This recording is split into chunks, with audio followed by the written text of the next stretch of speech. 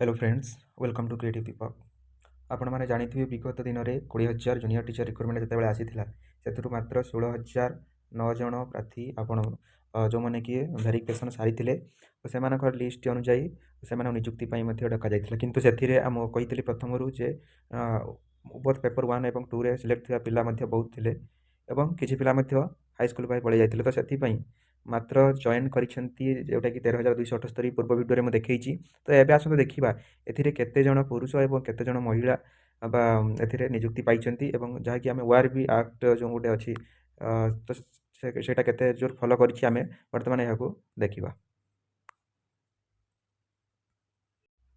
जमीक आपने देखिपुं आज 6/12/2024 आपण मनकर श्री शारदा प्रसाद नायकों प्रश्न उत्तर देते मंत्री श्री नित्यानंद गंड विद्यालय गणशिक्षा मंत्री से क्वेश्चन करते जे 20/8/2023 जो प्रकाश पाई विज्ञप्ति जूनियर टीचर पाई तो निजुक्ति में दिखाई शिक्षक शिक्षांत्री अनुपात केते अच्छी एवं क्यों क्यों जिलूर केते युवती ए निजुक्ति पाई ORB एक्ट अनुजाई जो 33% दि जाए फिमेल मानक तो केते फिमेल एटी पाई मेंशन करने को कहुई।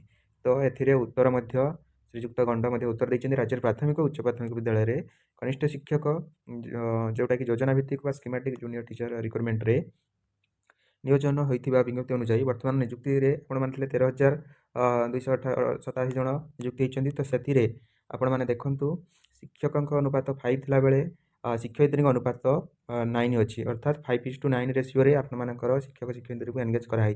तो फिमेल आपण मानकर टोटाल देखिपे 62.17 महिला को कनिष्ठ शिक्षक आपर 62% फिमेल पाई मात्र 38% मेल आपर पाई। तो यूँ आप अनुमान करेंगे ORB एक्ट केते जोर फॉलो होती कौ प्रक्रिया दि जाए ना कटअफ मिलला ना आपण मानकर केते स्कोर कर स्कोर भी जानीपारे।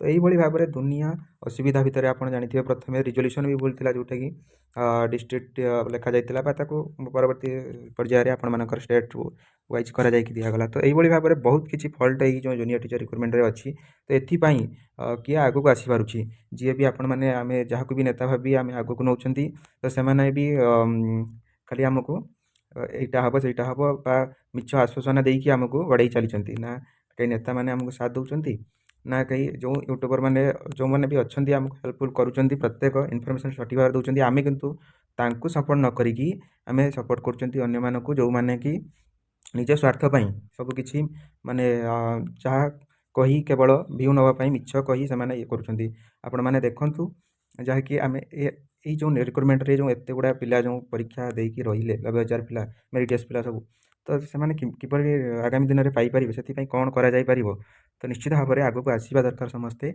निश्चित भाव सपोर्ट करूँ आम आग को निश्चित भाव में जावा आगुरी आंदोलन करेचे आगामी दिन में आंदोलन करवा जदि हम आम अन्य आश्रय कोर्ट फटर आश्रय नहीं पार जेहेतु एत सब वैकेंट पोस्ट रहीगला तो से निश्चित भाव में शिक्षा को आगू नवा पड़ो प्राथमिक शिक्षा बर्तमान जो अवस्था अच्छी आपने जानीपे। तो आम आखि आगे आपने देखुं ORB आपको देखीदे कौ जिले में केते फिमेल आपण मानकर रिक्रुटमेंट होती।